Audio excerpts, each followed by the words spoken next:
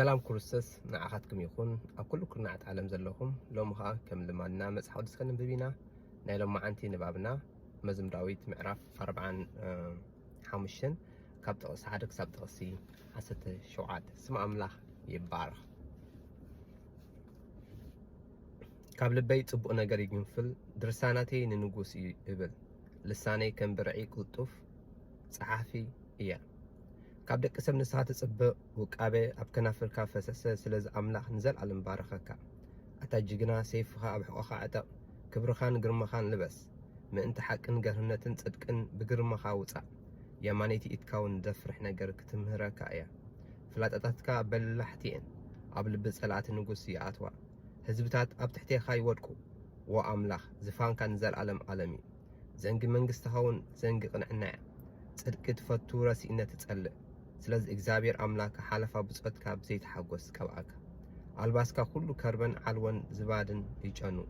ኣብ ኣዳራሽ ስኒ ሓርማዝ እውን በገናታት ባህ የብለካ ኣሎ ኣዋልድ ነገስታት ኣብ ማእኸልተን ክቡራት ኣንስትኻ እየን እታ ንግስቲ ብወርቂ ኦፍዮ ተሰሊማ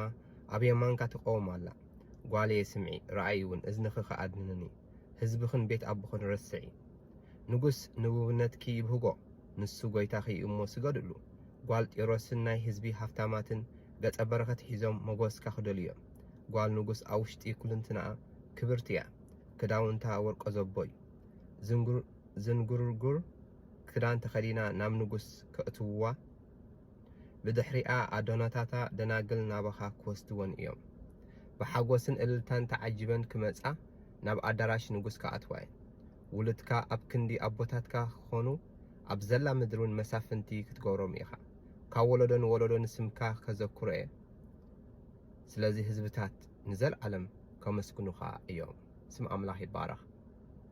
ጽባሕ ክሳብ ንራኸብ ኣብዚ ዘለኹሞ እግዚአብሔር ኣምላኽ ብወዲ ኢየሱስ ክርስቶስ ገይሩ ካብ ክፉእን ሕማቕን ዘበለ ይሰውርኩምን ይሓልኹምን ኣሜን